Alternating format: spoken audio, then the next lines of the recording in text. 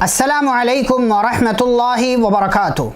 बिस्मिल्लाह वस्सलातु वस्सलामु अला रसूलिल्लाह नबीना मुहम्मद व अला आलिहि व अस्हाबिहि व मन वाला अम्मा बाद। मुअज़्ज़ज़ नाज़रीन, खुलासे तरावीह की इस मजलिस में एक बार फिर से आप तमाम का इस्तक़बाल है। आज की इस मजलिस में इंशाअल्लाह हम पारा नंबर 29 का तज़किरा करेंगे।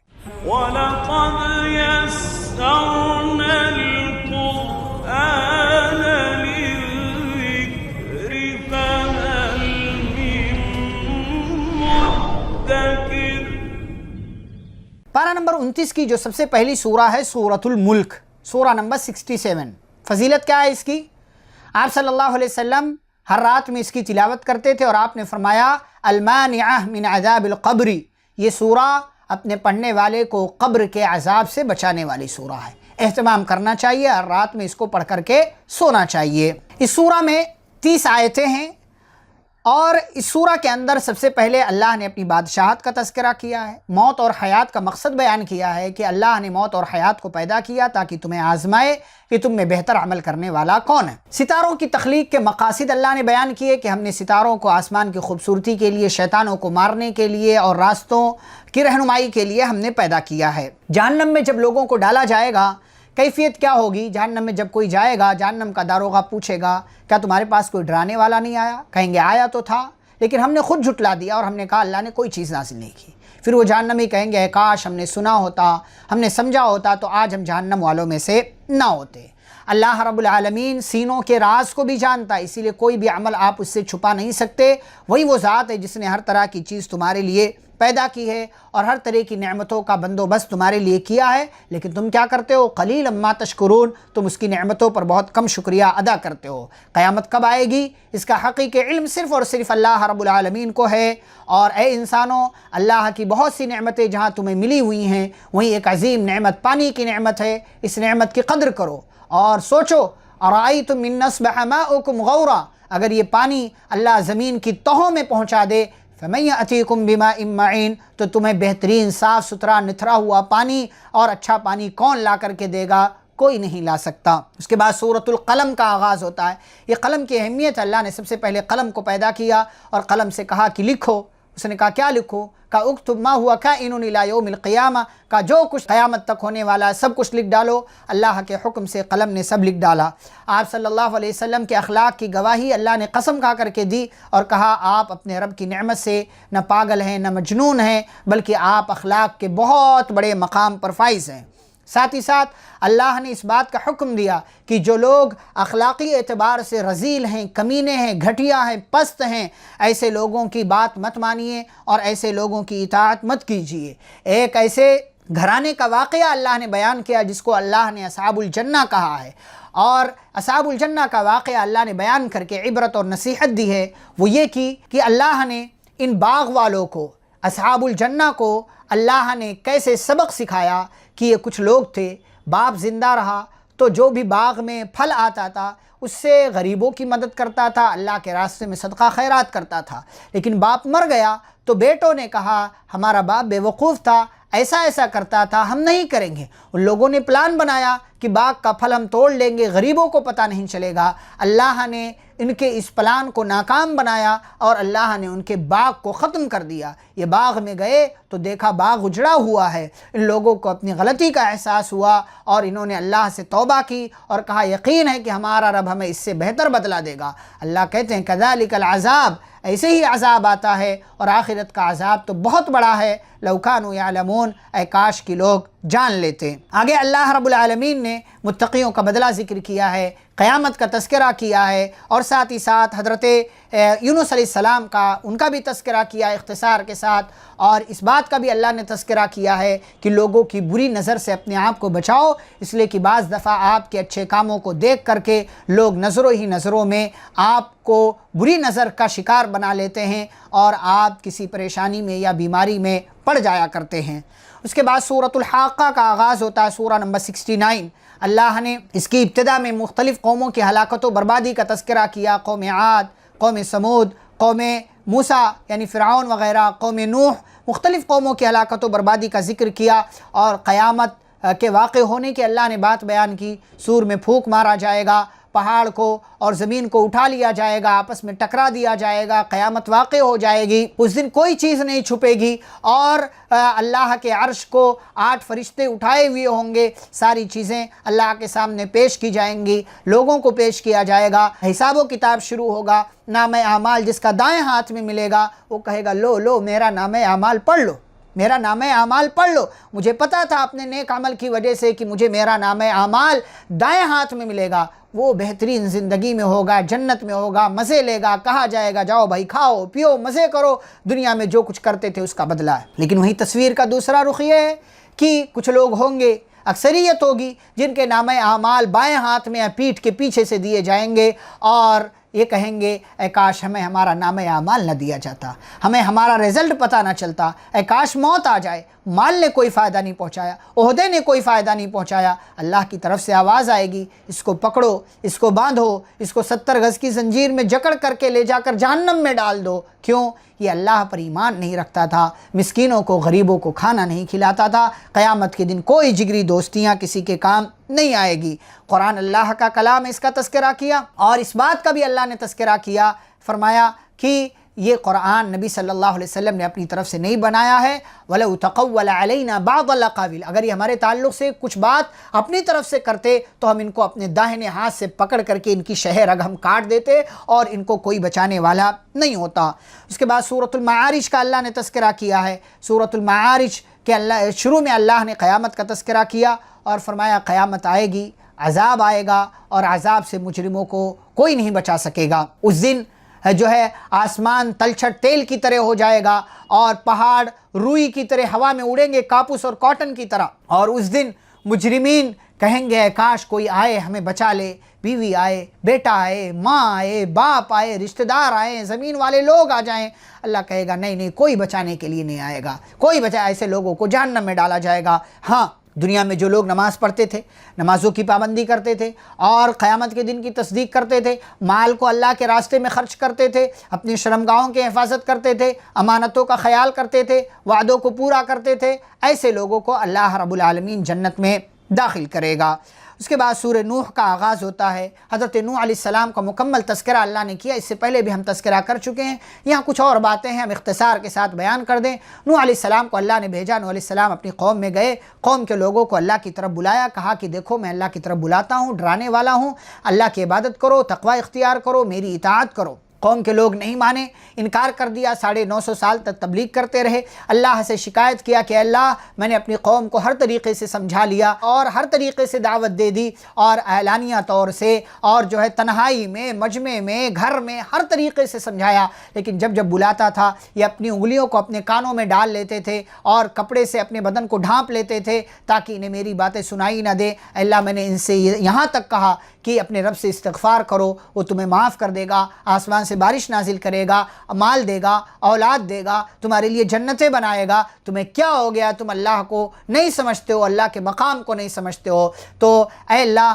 ان لوگوں نے میری نافرمانی کی اور ان لوگوں نے اپنے نقصان میں ہی اضافہ کیا۔ ان لوگوں نے بڑی بڑی چالیں چلی، آپس میں کہا کہ جس کی عبادت کرتے ہو، ود کی، سوا کی، یغوث کی، یعوق کی، نصر کی، ان سب کو نہ چھوڑنا۔ ان لوگوں نے بہت سے لوگوں کو گمراہ کیا۔ اے اللہ، ظالموں کو نہ چھوڑنا۔ اے اللہ، میں تجھ سے دعا کرتا ہوں زمین پر کسی بھی کافر کو چلتا پھرتا باقی مت رکھنا، اس لیے کہ زمین پر کوئی کافر رہے گا یہ کافر ہی اولاد پیدا کرے گا۔ اے میرے رب، مجھے معاف کر دے، میرے ماں باپ کو معاف کر دے، اور جو بھی میرے گھر میں ایمان کی حالت میں داخل ہوا، چاہے وہ مرد ہو یا عورت، اے اللہ سب کو معاف کر دے اور ظالموں کو تباہ و برباد کر دے۔ یہ سورہ نوح کے اندر اللہ نے یہ باتیں ذکر کی ہیں۔ اس کے بعد سورۃ الجن کا آغاز ہوتا ہے، سورہ نمبر 72۔ اللہ رب العالمین نے اس سورہ میں جناتوں کا تذکرہ کیا ہے کہ جنوں نے قرآن سنا، جیسا کہ ہم پارہ نمبر 26 میں بیان کر چکے ہیں، پھر وہ ایمان لے آئے۔ جناتوں کی زبانی اللہ رب العالمین نے کئی عقیدے کی اصلاح کی ہے۔ کہ جو ہے جنات انسان جو ہے جنات سے مدد مانگتے تھے، ایسا کرتے تھے ویسا کرتے تھے، یہ ساری چیزیں. پھر اللہ رب العالمین نے کہا کہ جناتوں میں بھی اچھے لوگ ہوتے ہیں، برے لوگ ہوتے ہیں. وَأَنَّا مِنَّا الْمُسْلِمُونَ وَمِنَّا الْقَاسِطُونَ، ہم میں بھی مسلمان ہیں اور جو ہے تجاوز کرنے والے لوگ ہیں، انصاف کرنے والے دیگر تمام لوگ ہیں. جو ایمان لائے گا اپنے لیے لائے گا، لیکن جو ظلم کرے گا، حد سے تجاوز کرے گا، اس کے لیے جہنم کی آگ ہے. مسجدیں اللہ کے لیے ہیں، مسجدوں میں اللہ کے علاوہ کسی اور کی عبادت نہیں ہونی چاہیے. عالم الغیب صرف اللہ ہے، اللہ کے سوا کوئی عالم الغیب نہیں ہے، اس کے سوا کسی کو نہیں پکارنا ہے. اللہ کے سوا کسی کو بھی غیب کا علم نہیں ہے. اللہ جس کو بتا دے وہ عالم الغیب نہیں ہو جائے گا. بہت سے لوگ کہتے ہیں کہ نبی کو بہت ساری غیب کی باتوں کا علم تھا، اللہ نے بتایا تھا تو علم تھا، نبی کو خود سے علم نہیں ہوا، اور جب خود سے علم نہ ہو تو وہ عالم الغیب نہیں کہے. بھئی مجھے بھی قیامت کے بارے میں بہت ساری باتیں معلوم ہیں، تو کیا میں عالم الغیب ہو گیا؟ نہیں، مجھے بتایا گیا قرآن کے ذریعے، احادیث کے ذریعے. ایسے اللہ نے جبریل علیہ السلام کے ذریعے بتایا. جبریل کو بھی نہیں پتا غیب کی باتیں، کسی کو بھی نہیں پتا، کسی کو بھی نہیں پتا ہے، اور اللہ نے ہر چیز کو اپنے علم سے گھیر رکھا ہے. سورۃ المزمل کا آغاز ہوتا ہے، سورہ نمبر 73. اس کی ابتدا میں اللہ نے نبی صلی اللہ علیہ وسلم کو یا ایھا المزمل کہہ کر کے پکارا کہ اے چادر اوڑھ کر لیٹنے والے، کھڑے ہو جائیے، راتوں کو اٹھ کر کے نماز پڑھیے. تہجد کی نماز پیارے نبی صلی اللہ علیہ وسلم پر فرض تھی. آپ صلی اللہ علیہ وسلم پوری رات پڑھا کرتے تھے. اللہ نے کہا پوری رات مت پڑھیے، تھوڑی رات، آدھی سے کم رات میں پڑھیے، عبادت کا اہتمام کیجیے، اور قرآن کو ٹھہر کر پڑھیے. ہم اس قرآن کو آپ کے دل میں محفوظ کر دیں گے. اور لوگوں کی بری زبان پر آپ صبر کیجیے، جو لوگ آپ کو برا کہتے ہیں اس پر صبر کیجیے. اور یاد رکھیے قیامت آنے والی ہے جس دن بچے بوڑھے ہو جائیں گے. یوم یجعل الولدان شیبا، بچے بوڑھے ہو جائیں گے. اور پھر آگے اللہ نے ذکر کیا اس سورہ کی آخری آیت میں کہ نماز میں جہاں سے بھی تمہیں آسان لگے وہاں سے پڑھو، جہاں سے بھی آسان لگے وہاں سے پڑھو، جو بھی یاد ہے وہاں سے پڑھو. کچھ یاد نہیں ہے، سورہ فاتحہ صرف یاد ہے، سورہ فاتحہ پڑھ کر کے رکوع میں چلے جا سکتے ہو. نیکی کرو، نماز قائم کرو، زکوٰۃ دو، اللہ کو قرض حسن دو، اور اللہ سے استغفار کرو. اس سب کا فائدہ کیا ہوگا؟ وَمَا تُقَدِّمُوا لِأَنفُسِكُم مِّن خَيْرٍ تَجِدُوهُ عِندَ اللَّهِ، جو کچھ آگے بڑھاؤ گے اللہ کے پاس پاؤ گے، اور اللہ کے پاس جب پاؤ گے هُوَ خَيْرٌ وَأَعْظَمَ أَجْرًا، وہ بہتر بھی ہوگا اور اجر کے حساب سے بڑا بھی ہوگا. سورۃ المدثر کا آغاز ہوتا ہے، سورہ نمبر 74. اس کی ابتدا میں پیارے نبی صلی اللہ علیہ وسلم کو اللہ نے مدثر کہا، اور مدثر کہہ کر کے آپ کو دعوت و تبلیغ کا حکم دیا کہ قم فانذر، کھڑے ہو جائیے اور ڈرائیے. آپ صلی اللہ علیہ وسلم کھڑے ہو گئے. آپ نے مکمل زندگی کے 22 سے 23 سال لوگوں کو ڈرایا، تنہائی میں، اکیلے میں، اور جو ہے حج کے موقع سے، غیر حج کے موقع سے، اپنوں کو، غیروں کو، کافروں کو، مشرکوں کو، منافقوں کو، مکہ میں، مدینہ میں، طائف میں، جہاں موقع ملا آپ صلی اللہ علیہ وسلم نے لوگوں کو اللہ کی طرف بلایا، اور آپ نے اپنی ذمہ داری پوری کی. جب آپ دنیا سے جا رہے تھے اس سے پہلے آپ نے حج کے موقع سے صحابہ سے سوال کیا تھا، الا هل بلغت، کیا میں نے پہنچا دیا؟ صحابہ نے کہا ہاں آپ نے پہنچا دیا. آپ صلی اللہ علیہ وسلم نے دعوت و تبلیغ کی ذمہ داری پوری کر دی. اور پھر اللہ رب العالمین نے برے لوگوں کا تذکرہ کیا ہے. ایک بات اللہ نے یہ بیان کی کہ آپ کے رب کا لشکر اتنا بڑا ہے کہ کوئی نہیں جانتا. وما یعلم جنود ربک الا هو، اللہ کے سوا کوئی نہیں جانتا کہ رب کے لشکر میں کون کون ہے اور کیسے اللہ رب العالمین اپنے لشکر سے کام لیتا ہے. آگے اللہ نے مختلف چیزوں کی قسم کھائی اور یہ کہا کہ ہر نفس رہن میں، یعنی ہر نفس اپنے عمل کے بدلے گروی، یعنی جو انسان جو کچھ کرے گا وہی پائے گا.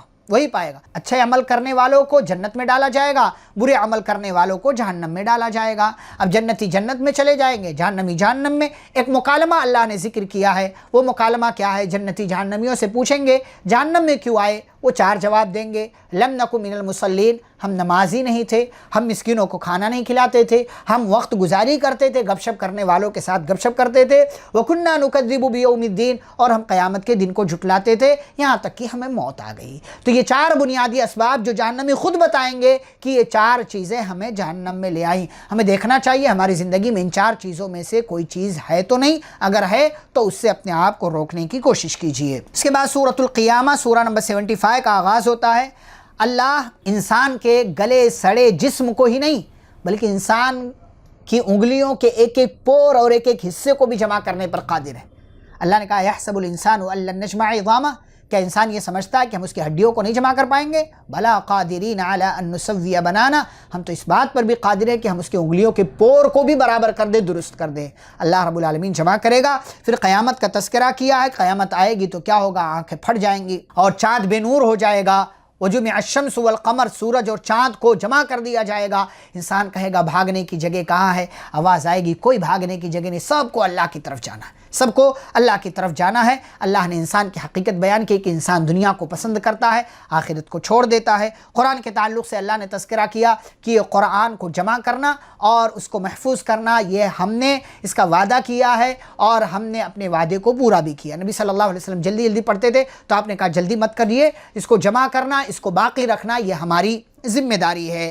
آگے اللہ نے یہ بھی ذکر کیا کہ قیامت کے دن کچھ چہرے روشن ہوں گے اور کچھ چہرے بالکل بیکار ہوں گے، ان کے چہروں پر نور نہیں ہوگا۔ یہ کون لوگ ہوں گے؟ جن کے نام اعمال اچھے ہوں گے ان کے چہروں پر روشنی ہوگی، اور جن کے نام اعمال اچھے نہیں ہوں گے ان کے چہرے بدصورت ہوں گے اور برے ہوں گے، سیاہ ہوں گے۔ انسان یہ سمجھتا ہے اسے بیکار چھوڑ دیا جائے گا، اللہ کہتے ہیں نہیں، انسان کو بیکار نہیں چھوڑا جائے گا، بلکہ انسان جیسا کرے گا ویسا بھرے گا، اور اللہ رب العالمین اس بات پر قادر ہے کہ وہ مردوں کو دوبارہ زندہ کرے۔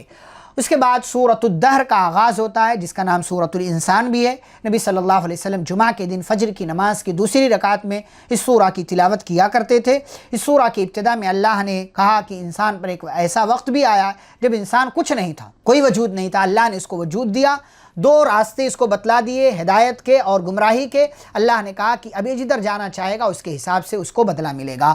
ہاں نیک لوگ ہیں، نیک لوگوں کو جنت میں داخل کیا جائے گا، برے لوگوں کو جہنم کے اندر داخل کیا جائے گا، اور نیک لوگوں کو جنت میں ملنے والی مختلف نعمتوں کا اللہ نے تذکرہ کیا ہے۔ ساتھ ہی ساتھ اللہ نے کہا ان کی خدمت کے لیے بہت پیارے پیارے سے بچے ہوں گے، لہٰذا اے لوگو صبح شام اللہ کا ذکر کرتے رہو، صبح شام اللہ کا ذکر کرتے رہو، اللہ کو یاد کرتے رہو، اور یاد رکھو جب تک اللہ نہ چاہے کسی کے چاہ لینے سے کچھ نہیں ہوتا، اور وہ اللہ جس کو چاہے اپنی رحمت میں داخل کر لے، اور اس نے ظالموں کے لیے دردناک عذاب تیار کر رکھا ہے۔ اس کے بعد اس پارے کی آخری سورہ سورۃ المرسلات، سورہ نمبر 77 کا آغاز ہوتا ہے۔ اس کی ابتدا میں اللہ نے مختلف چیزوں کی قسم کھا کر کے قیامت کا تذکرہ کیا، قیامت آئے گی اس کے لیے اللہ نے مختلف چیزوں کی قسم کھائی، تاکید کے لیے، اور اس سورہ کے اندر اللہ نے ایک آیت کو بار بار ریپیٹ کیا ہے، وَيْلٌ يَوْمَئِذٍ لِّلْمُكَذِّبِينَ وَيْلٌ يَوْمَئِذٍ لِّلْمُكَذِّبِينَ، ویل ہے، ہلاکت ہے، بربادی ہے ان لوگوں کے لیے جو جھٹلاتے ہیں۔